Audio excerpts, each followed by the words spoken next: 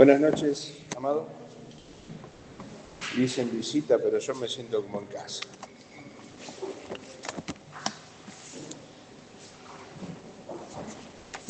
Hace unos años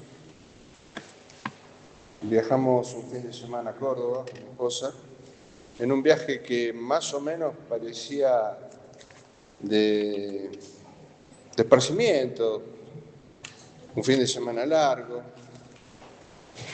pero no estaba tan seguro. Así que iniciamos el recorrido como hacemos casi siempre, cada vez que vamos a las sierras de Córdoba, en Tanti. Tenemos una familia allí que siempre vamos a visitar y después íbamos para otros lados. Un viaje de más o menos 9 horas, tranquilo, paseando. Y cuando llegamos a la casa, el hermano me dice, tenemos una reunión especial este fin de semana en nuestra iglesia, que despedimos a un matrimonio que se van de misioneros a España y de ahí van a pasar a Marruecos, porque tienen el llamado de Dios para meterse en el mundo musulmán, para predicar el Evangelio. Y bueno, cuando me dijo así se me prendieron todas las luces y les dije, bueno, yo quisiera conocerlos. Y bueno, me los presentaron.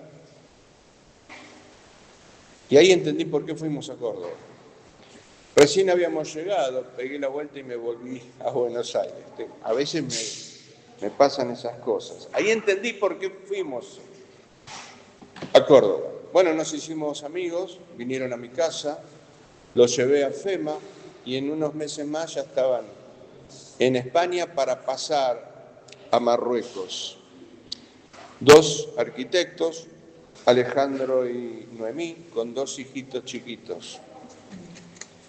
Tal vez en algún momento les explique qué le hacen los musulmanes a los niños de los cristianos. Un lugar durísimo para predicar el Evangelio. Ellos dejaron un buen trabajo acá en la ciudad, en Córdoba. Estaban trabajando en uno de los ministerios del gobierno, no sé si era infraestructura o qué, y dejaron todo eso para ir a llevar el Evangelio a estos países musulmanes, a riesgo de sus propias vidas. Y de hace más de 10 años nosotros los conocemos. Ellos nos mandan un informe cada 2 meses.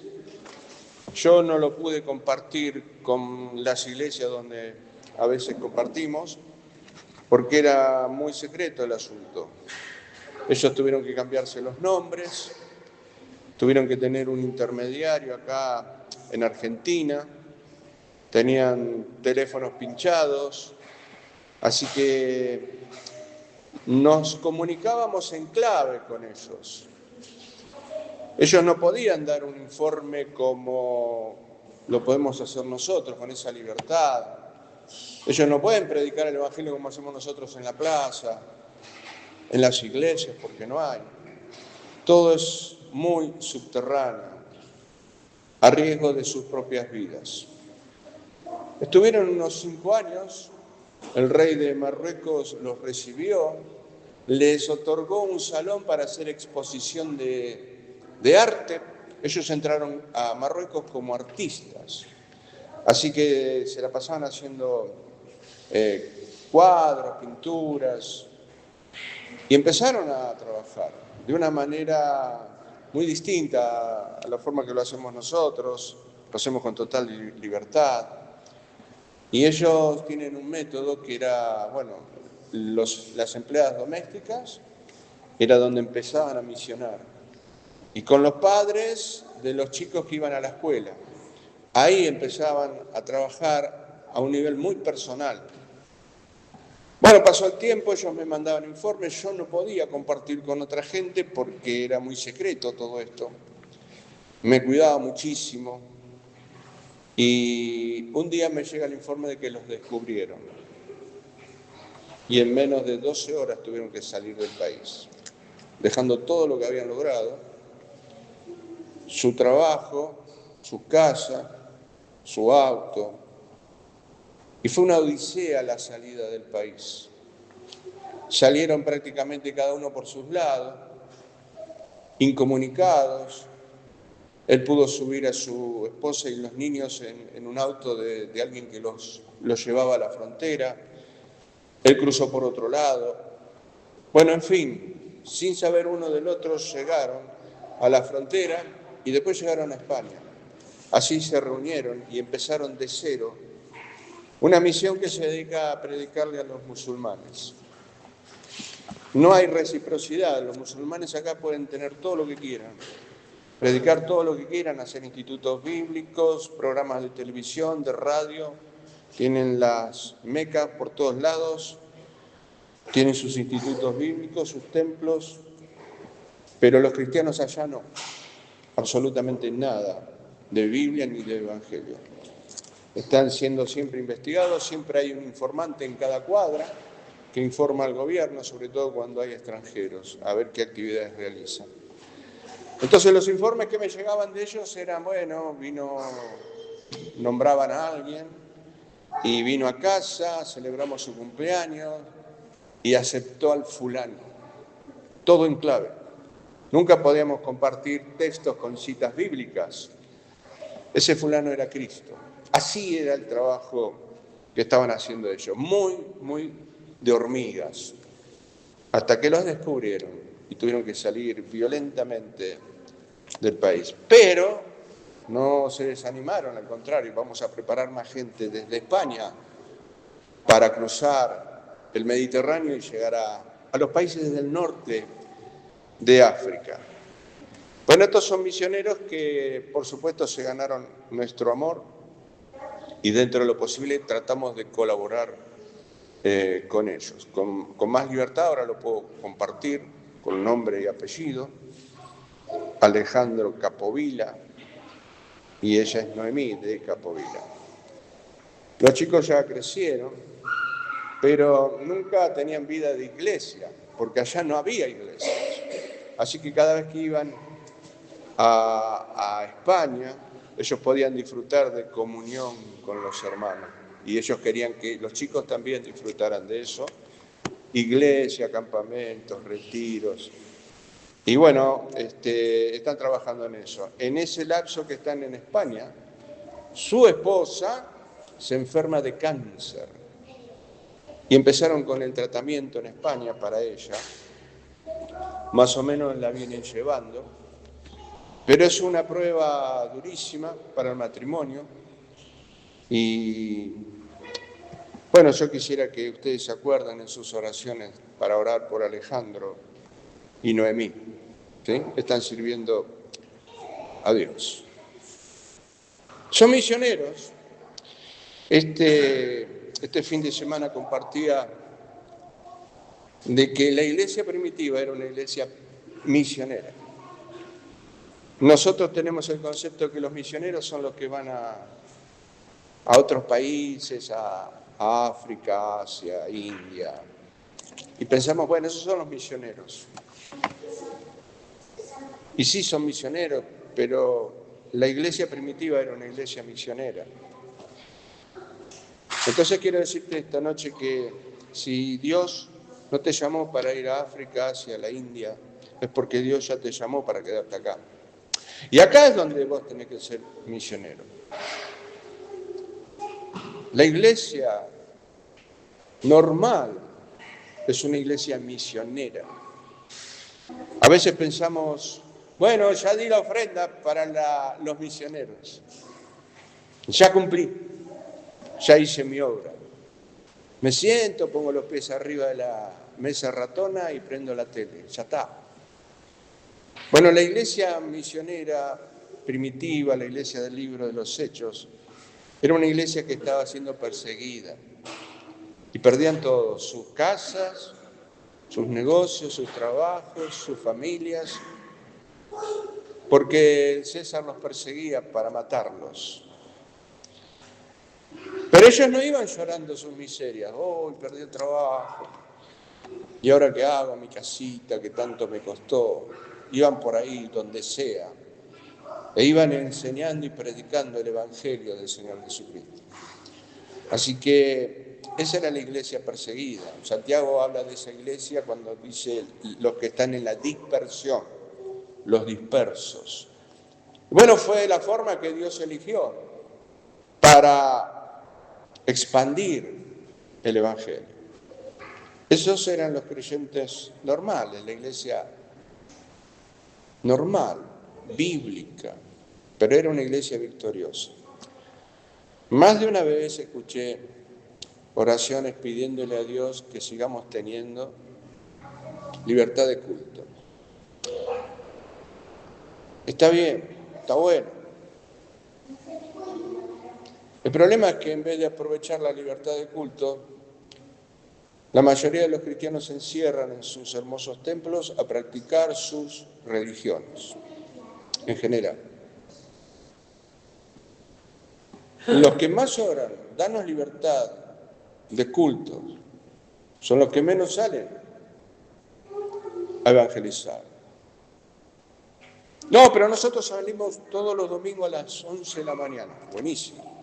Nosotros predicamos todos los domingos a las 19 horas en la iglesia. Buenísimo. Pero no se trata de ir el domingo a las 11 de la mañana, que nosotros lo hacemos siempre. Se trata de vivir evangelizando. Se trata de una vida entregada a compartir este mensaje. No es una imposición, es parte de la vida del Hijo de Dios, que quiere compartir el mensaje. En ese sentido, hay una nena de 12 años, conocida nuestra, que ya tiene 13, que siempre evangelizó donde sea. Iba a la plaza a jugar y ahí nomás evangelizaba a otras nenas que estaban ahí. Va a la escuela, por supuesto tiene buenas notas como un hijo de Dios, y sufre bullying, pero no porque es gorda, fea, flaca, alta, por predicar este evangelio glorioso. 12 años. Empezó mucho antes. Bueno, ahora tiene 13. Es una bendición ese tipo de personas. Es una bendición, Raquelita, que por donde va con los folletos. Tremenda bendición. Nadie le impone eso. Lo hace porque tiene la vida de Cristo en su corazón. Transmite eso. Ayer estuvimos en un cumpleaños. Yo no voy a los cumpleaños. Les digo rápidamente por qué. Porque muchas veces en los cumpleaños, la mayoría, sean inconversos o cristianos, dejan a Jesús afuera. Y si vos lo dejás afuera, a mí no me interesa. No voy. Si a él lo invitás y lo pones en el centro, yo voy y compartimos. Podés hacer todo lo que quieras en un cumpleaños, pero si lo dejás afuera, conmigo no cuentes. Pero es tu nieto, es tu hijo, tu primo, lo que sea, no importa. Y en este cumpleaños se puso a Jesús en el centro. Se comió torta, choripán, todo lo que ustedes puedan imaginar en un cumpleaños. Pero se predicó la palabra, se alabó a Dios. Bueno, debería ser así cada vez que nos reunimos para lo que sea. Casamiento, aniversario, cumpleaños, velorios, también velorios. Cualquier ocasión es buena para que el Señor esté en el centro y que los hijos de Dios puedan dar testimonio de este glorioso evangelio. Predicó un joven que no lo tienen en cuenta. No creen en él. Es más, lo critican porque le dicen, vos no tenés experiencia, vos todavía no estás para predicar. Así que lo tienen ahí. Y yo lo conozco muy bien. Y él predicó y había gente inconversa, parientes de él, tía, primo. Y cuando él empezó a hablar del infierno y empezó a pedirles, casi a rogarles, que se arrepintieran, que pusieran su fe en Jesús, que escaparan del infierno, Paréntesis, casi no se habla del infierno en muchas predicaciones. Algunos, a mí me pasó, me dijeron, no hables del infierno, no hables del pecado, porque tenés que animar a la gente y eso les baja la autoestima, los deprime, se sienten culpables. Pero él predicó así, valientemente, era su cumpleaños. Y se puso a llorar. No pudo seguir por la pasión que tenía por las almas, porque sentía la angustia de la gente que cae en el infierno. Y él no quería que sus familiares vayan al infierno. Así que fue un impacto para todos los que estábamos ahí. Sin quererlo, fue un cumpleaños que duró 9 horas y media, 10. Y a mí no me gustan los cumpleaños. Pero nos quedamos hasta el final, no querían que nos vayásemos los dueños de casa. Y se armaron 3 reuniones más, sin proponernos, sin que las armara el hombre. Bueno, ahora vamos a empezar a tal hora. Nada. Simplemente se reunían alrededor, hizo frío, el dueño de casa armó un fogón ahí y ya se reunieron alrededor del fuego y ya tres termos de mate y preguntas vienen, compartíamos la palabra y los jóvenes recibían y recibían. Esas son reuniones que también arma el Espíritu Santo, aparte de las que Él convoca en el templo, ¿sí? Después les expliqué, porque eran todos jóvenes los que habían quedado hasta lo último. Unos 10 jóvenes, y estaban ahí atentos.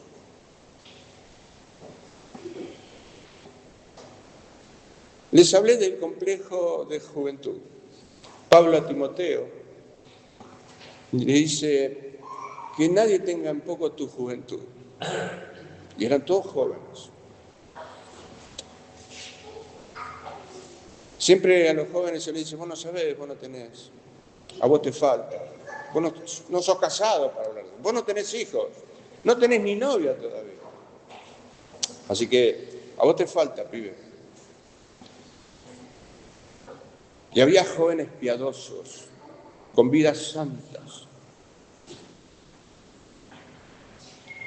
que están con ese complejo de juventud. Y les expliqué de Timoteo. Timoteo era un joven también. Y un día hice el perfil de Timoteo por todas las cosas que decía Pablo. Por ejemplo, no te avergüences. Le está diciendo, vos sos vergonzoso, de mí, de mis cadenas, del Evangelio. No seas cobarde. Dios te dio espíritu de poder. Bueno, era tímido, vergonzoso. Era un poco miedoso. Tenía características como cualquiera de nosotros. Encima tenía este problema que era joven. Llegó a ser el pastor más, tal vez de Asia, más importante. Fue el pastor de la iglesia de Éfeso, tremenda iglesia, una iglesia poderosísima allí en el Asia. Bueno, ese fue el pastor, Timoteo. Miedoso, cobarde, pero al final de sus tiempos ministeriales, él fue un valiente hombre de Dios, que no se avergonzó de predicar la verdad, que no tenía miedo de predicar la verdad. Fue un tremendo hombre de Dios. ¿Y cómo lo sabemos? Bueno, en Hebreos dice, el hermano Timoteo ya está en libertad. ¿Y qué significa eso? Que estuvo preso. Ya no era el tímido que se avergonzaba, que le daba miedo las cadenas. Está en libertad. Él predicó la verdad. Y como su tutor, su maestro, terminó preso. Pablo creo que estuvo más tiempo preso que predicando en las iglesias. ¿Y qué dice el apóstol Pablo? Romanos capítulo 1. Entonces yo les decía a los jóvenes allí que sean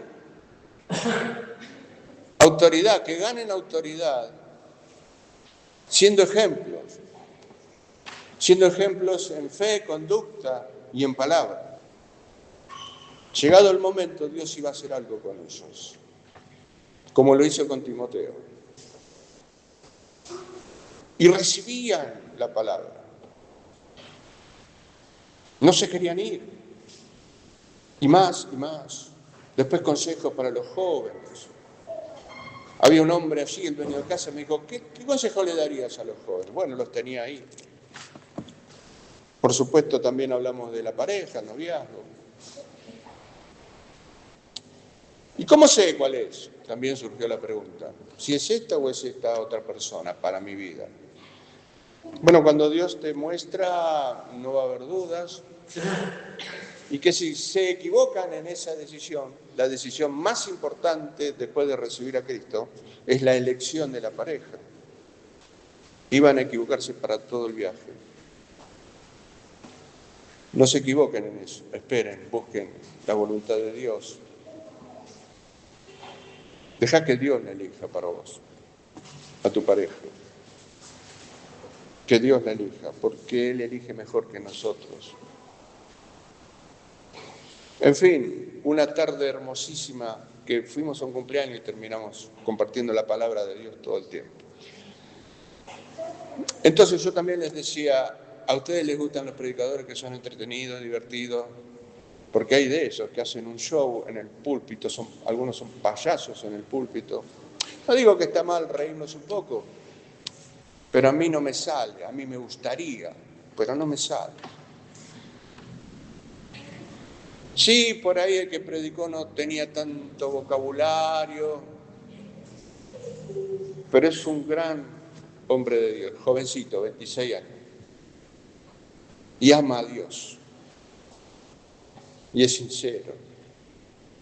Sí, está bien, por ahí le falta, pero ¿saben una cosa? Les dije, de todos los predicadores que ustedes conocen, de los que ven en la tele, los famosos, los que hacen un show de la predicación, ¿a cuántos de esos vieron ustedes llorar por las almas? ¿A cuántos los vieron? Clamar a Dios por los perdidos. ¿Cuántos hay de esos? Bueno, les presento a un gran predicador. Ahí estuvo con ustedes. Hace falta eso. Pablo va a decir en Romanos capítulo 1, versículo 16.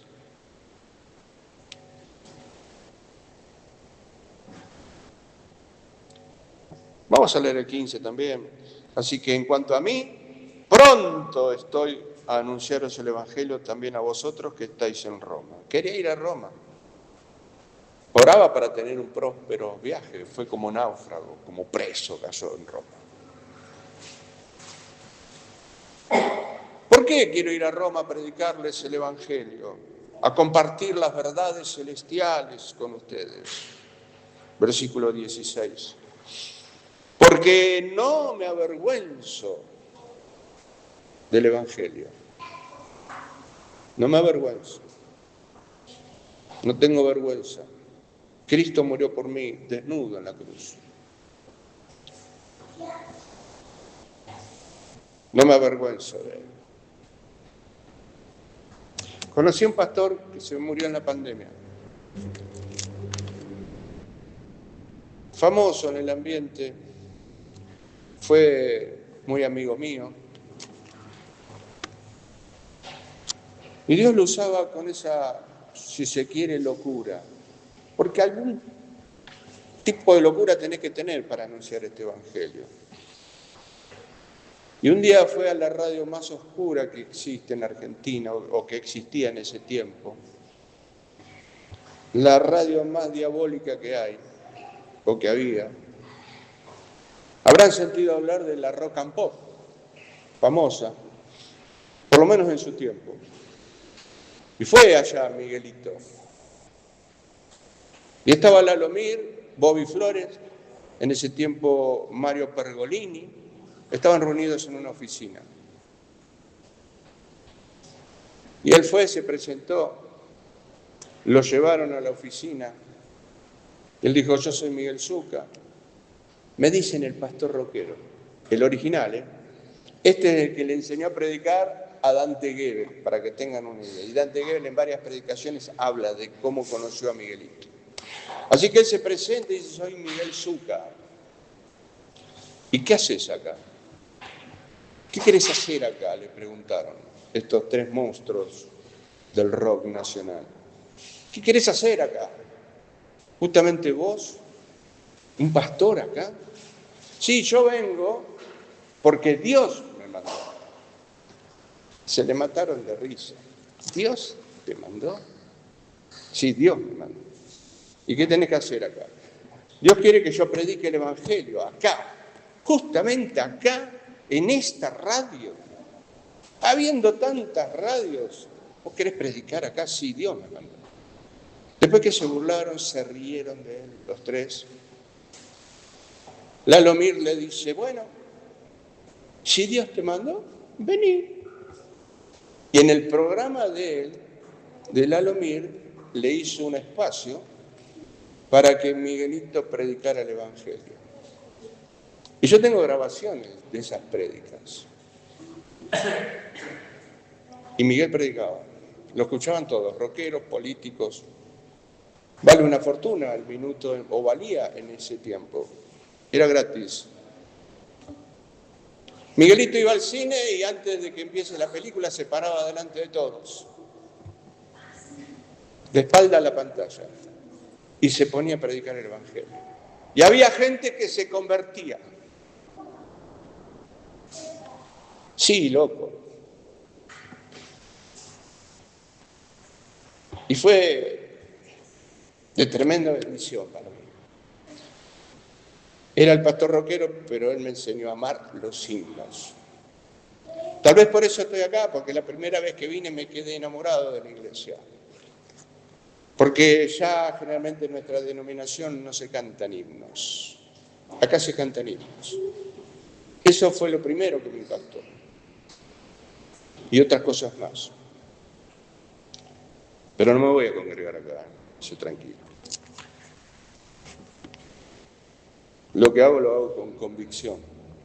Dios me quiere allá todavía.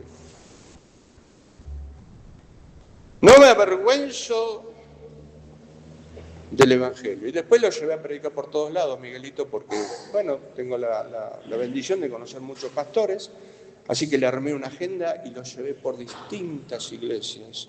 Y era una tremenda bendición, Miguelito. Ahora está en la presencia del Señor. Dejó funcionando un comedor donde todos los días 300 personas comen. Se le dio por ese lado también. Y Dios le abrió las puertas.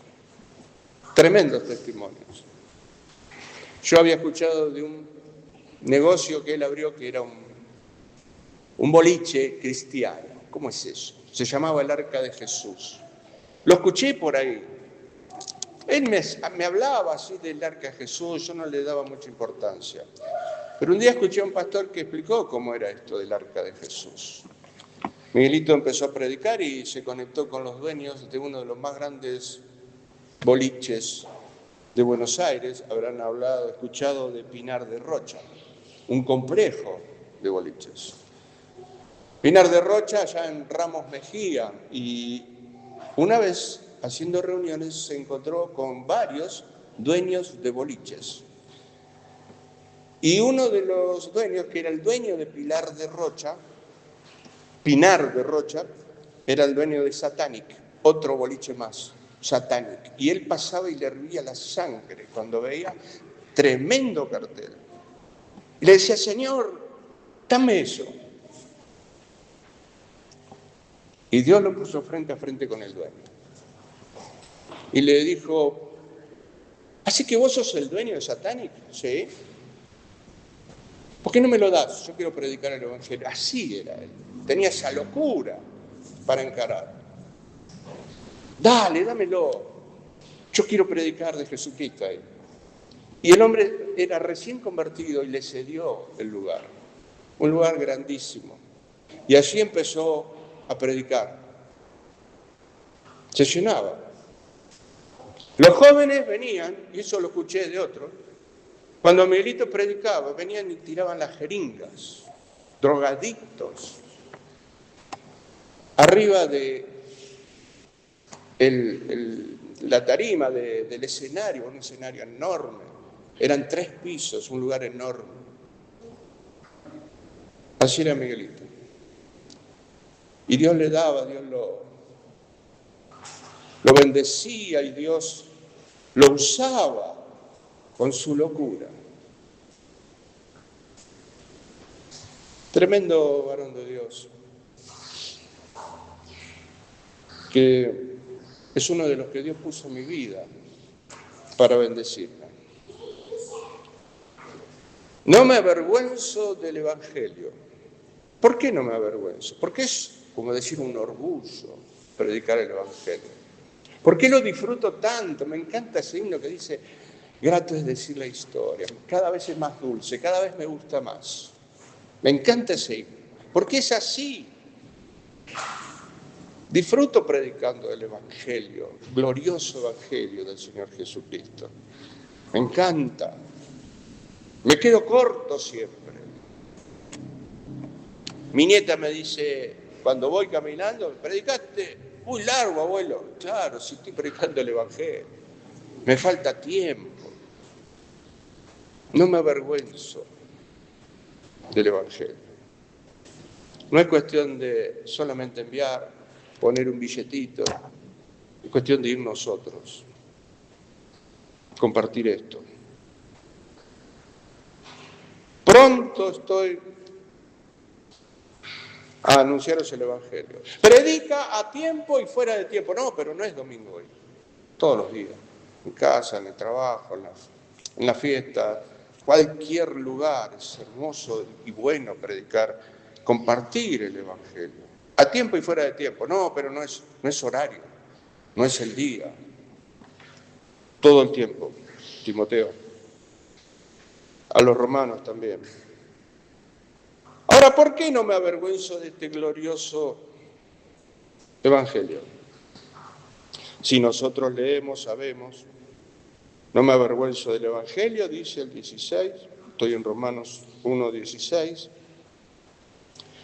porque es poder de Dios para salvación a todo aquel que cree, al judío primeramente y también al griego. Analizando esto del poder de Dios, hace un rato hablábamos de que todas las religiones hablan de Dios y de Jesús. Y todas tienen su mensaje. Por eso digo que muchas veces cuando le pedimos a Dios, danos libertad de culto, lo que estamos pidiendo, dame libertad para que los umbandas sigan predicando y haciendo sus ofrendas a los demonios, en todos lados, con total libertad. Danos libertad de culto, si yo no la aprovecho como hijo de Dios. Estoy orando para que los testigos de Jehová sigan predicando su evangelio mentiroso, porque para ellos Jesús no es Dios. Estoy orando para que los mormones sigan enviando gente al infierno, porque ellos sí salen a misionar. Y porque si no lo sabían, los mormones tienen una norma interna que es 1 año de sus vidas la dedican a misionar. Así que nosotros por ahí dedicamos un día, ellos dedican todo 1 año, donde dejan todo para salir a misionar. Así que no hablan del verdadero Dios porque no lo conocen. Los musulmanes piensan que Alá es Dios, pero no es el Dios de esta Biblia. No es el Dios de la Biblia, el Dios creador, el eterno. Alá tiene su origen en la oscuridad, una deidad satánica del infierno. Le pusieron Alá y ellos dicen que es Jehová. Nada que ver. Así que los Hare Krishna también Ponen a Jesús al mismo nivel que a Krishna. Simplemente es una manifestación de Dios. Entonces es lo mismo que Mahoma, etc. Entonces surge esta pregunta. No me avergüenzo del Evangelio porque es poder de Dios. ¿Qué Dios? ¿Qué Dios? ¿El Dios de los musulmanes? ¿De los testigos de Jehová? Y los que supuestamente predican el Evangelio lo hacen de una manera tan humanista, lo rebajaron tanto que a la gente le dicen lo que la gente quiere oír. Humanista. El hombre en el centro, tomando la decisión, decidiendo si lo dejo entrar o no a Jesús, a mi corazón. Y Dios como el genio de la lámpara que viene a cumplir los deseos de la gente. ¿Qué Dios? Es poder de Dios. Y lo que más vas a escuchar en nuestros folletos también es Dios te ama. Dios te ama. Buenísimo. Y Dios tiene un plan maravilloso para tu vida. Buenísimo, justo lo que yo quería. Me encanta ese Dios. ¡Qué buen Dios! Y si escuchás la música de Marcos Witt, vas a escuchar las prédicas de él y te va a decir, Dios es divertido. Dios es un Dios alegre, de onda.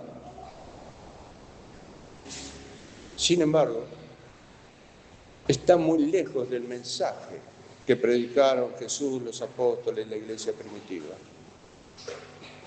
Es poder de Dios. ¿Qué Dios estamos presentando cuando presentamos el Evangelio? Hace unas semanas estaba en la plaza e hice lo que nunca en mi vida hice, que es usar el libro de Levítico para predicar el Evangelio. Comencé con eso. Con esta idea de presentar al Dios de la Biblia. ¿Por qué la gente debería creer en Dios si no lo conocen? Muchos predicadores no lo conocen. ¿Por qué la gente debería someterse a Dios si no saben quién es? Si es un Dios de onda nomás, que viene para darme cositas. ¿Por qué la gente debería temer a Dios si es un Dios bueno? A mí me predicaron eso. Temer a Dios. Bueno, eso no es común al presentar a Dios.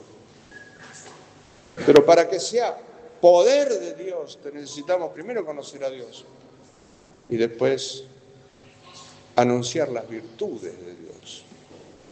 ¿Por qué voy a confiar en alguien que yo no conozco? ¿Por qué le voy a dar a mi hijo de 2 años a alguien que yo no conozco? ¿Por qué voy a confiar mi vida, mi negocio, mi familia, mi eternidad a un Dios que no conozco? Que solamente es un cadete para mí, para bendecirme, porque me ama, porque murió en la cruz para que yo alcance mis objetivos. Ese evangelio de la autorrealización, ese evangelio humanista no presenta al verdadero Dios. Por lo tanto, no es poder de Dios. Y llegamos a este tiempo, después de por años estar escuchando y predicando ese tipo de mensajes, con un evangelio humanista, insisto en ese término. Y trajo como resultado creyentes de cristal, creyentes de algodón, que no soportan la prueba o la tentación, que cuando viene la aflicción se van. Bueno, no era el Dios que yo quería, no es el Dios que a mí me predicaron. A mí me dijeron que Dios me amaba, Dios es amor. Pero se olvidaron de decirle que Dios es santo, santo, santo. Sed santo porque yo soy santo. Y sin santidad nadie verá a Dios. Empecé la prédica entonces hablando del libro de Levítico. Deben santificarse porque yo soy santo. No podés estar en la presencia de Dios. Santidad. Tu mayor problema no es la droga, el alcohol, la enfermedad. Tu mayor problema es que Dios es santo. Así empecé la prédica. atributos de Dios, conocer a Dios. Recién compartía el pastor de Moisés, está pastoreando las ovejas de su suegro, un lugar inhóspito, otro de los montes, el monte Horeb, y la Biblia dice que ese es el monte de Dios, el monte Horeb. Bueno, hablábamos de montes, uno más lindo que el otro. A todos nos gustan los distintos montes. Allí se encontró Moisés con Dios. Vio la zarza. ¿Qué pasa que no se consume? ¿Qué pasa con esa? Me voy a acercar, y se acerca. Moisés, yo soy Jehová, el Dios de tus padres, Dios de Abraham, Dios de Isaac, Dios de Jacob. Ahí nomás ya empieza a manifestar su atributo de la eternidad, el Dios eterno, el Dios de tus padres. Antes que vos nacieras, yo ya existía y ya era el Dios de tus padres. La eternidad de Dios, frente a lo finito que es el hombre, al tiempo corto de nuestra vida. Quita el calzado de tus pies, la santidad de Dios. Otro atributo más, terrible, tremendo atributo, del que se habla muy poco. Eternidad, santidad. Te voy a enviar a misionar, pero primero me tenés que conocer a mí. Amén. Y lo envía a liberar a Israel. Con una vara, un palo insignificante.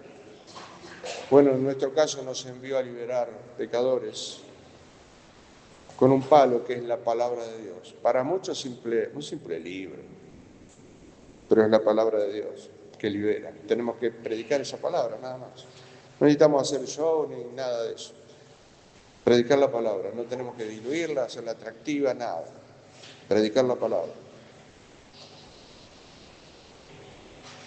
Te voy a enviar con una misión, tenés que ir. Amén, dijo Moisés. Vas a ir a Faraón y le vas a decir que yo dije que te tiene que dejar liberar, soltar a mi pueblo. ¿Ok?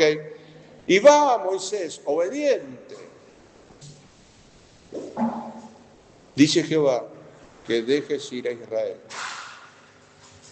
Y Faraón, yo me imagino esa risa burlona, como tenían estos monstruos de la radio y la televisión, y se burlaron.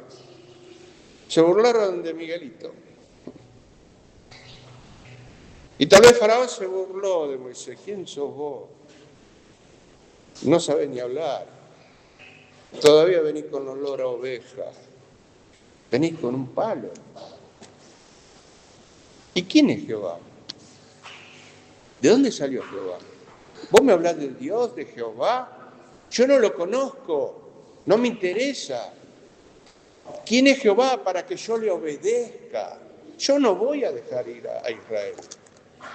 Acá el único rey, Dios, soy yo, porque los emperadores, los faraones, los césares, los augustos, siempre se creían dioses. Acá el único Dios soy yo. Así que yo no voy a obedecer a Dios. No me interesa, no lo conozco. Nunca escuché hablar de ese Dios. A mí me predicaron un Dios de amor, que viene para darme cosas, que tiene un plan maravilloso para mí. Ese es el Dios que me gusta. Yo no voy a obedecer a Dios. A mí nunca me dijeron que yo tenía que someterme a Dios, que Cristo es el Señor. No. A mí me dijeron que Cristo está afuera y que si yo le abro mi corazoncito, Él entra. Porque afuera hace frío, está cayendo lluvia, pobrecito Jesús. Déjalo entrar. Tomá decisión por Cristo. El Evangelio humanista. Y no es tanto recibir a Cristo, es que Él te reciba a vos. En los términos de Dios. Ah, pero yo adoro a Dios a mi manera. Y no es a tu manera. Porque Él está buscando adoradores que le adoren en espíritu y en verdad. Si no hay palabra de Dios, no hay verdad. No es a tu manera. Yo adoro así, en mi casa, a mi manera. Bueno, no estás adorando al verdadero Dios. A Dios se lo adora en verdad y en el Espíritu, guiado por el Espíritu Santo, guiado por los principios bíblicos para adorarlo. Así que es poder de Dios, necesitamos presentar a Dios en la evangelización. Hablábamos de un fenómeno que está pasando entre algunos musulmanes. Y bueno, se encuentran con Cristo. Gloria a Dios si es verdad. Gloria a Dios si se presentan y cambian sus vidas y se salvan. Gloria a Dios. Pero ¿cómo sabemos si es genuina la cosa? ¿Cómo me doy cuenta? Por la evidencia. Por los frutos. Por las obras. Si realmente fue genuino ese encuentro con Jesucristo, se va a notar, no lo vas a poder esconder. Vas a empezar a dar frutos dignos de arrepentimiento. Vas a empezar a hacer obras que Dios ya tenía preparadas de antemano para los que son salvos. No hacemos obras para salvarnos, hacemos obras porque somos salvos. Nadie es justificado delante de Dios por las obras. ¿Sí? Así que se va a notar eso, cuestión de tiempo. Se van a notar los frutos. Va a dejar de adorar a Alá y va a empezar a conocer al Dios de la Biblia. Alejandro me mandaba audios de las oraciones que hacen en los países musulmanes. Me mandó grabaciones muy claras de que no recuerdo si era 3 veces o 5 veces al día, suena una sirena y aparece alguien orando por los parlantes y todo el pueblo escucha, toda la ciudad. Ellos paran todo en el momento de la oración. Creo que eran 5 veces al día, en distintos horarios. Se arrodillan donde sea y oran a Alá. Bueno, se va a notar a quién van a orar. Y no es un horario, porque eso también viene de los judíos, la hora de la oración. No está mal tener horarios, pero es comunión permanente. No es voy a la iglesia, soy la iglesia. Así que se va a notar los frutos, las obras que Dios preparó para que nosotros anduviésemos en ella. No me avergüenzo del Evangelio, porque es poder de Dios para salvación a todo aquel que cree, al judío primeramente y también al griego, para todos. Este tiempo es un tiempo de mucha bendición para nuestras vidas. Ayer fue como si hubiera estado en el monte de la transfiguración, bendecido, fortalecido. Fue hermoso. Y a la gente le gustan los montes, a mucha gente le gusta el monte de la multiplicación de los panes y los peces, tremendo milagro, tal vez uno de los más importantes, aparte de la resurrección. Les gusta el monte de la transfiguración, de ver la gloria de Dios. Qué lindo. Nos quedamos acá, ¿eh? Nos gusta. Hacemos 3 enramadas, Señor. Esto está buenísimo. Nos gusta el monte de Sinaí, donde nos da la palabra el Señor. Qué lindo esto. Qué lindo es recibir la palabra. Claro que sí.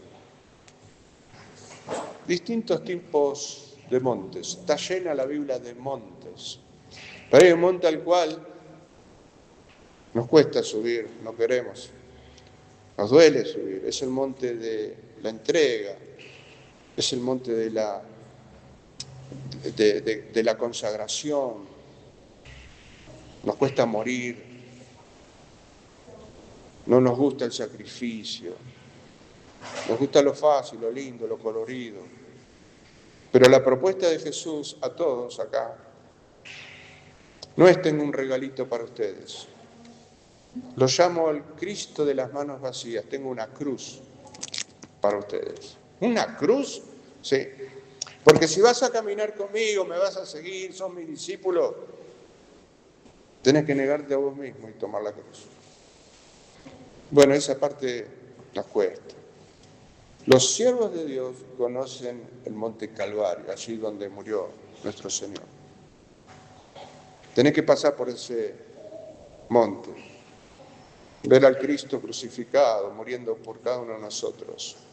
El monte del sacrificio. Bueno, ese monte por lo general no nos gusta. Nos cuesta subir ese monte, porque nos cuesta morir. Generalmente no queremos morir, y es lo que más necesitamos como hijos de Dios. Morir al yo. Bajarnos del trono para que Él reine en nuestras vidas. Todo lo contrario a lo que quería Faraón.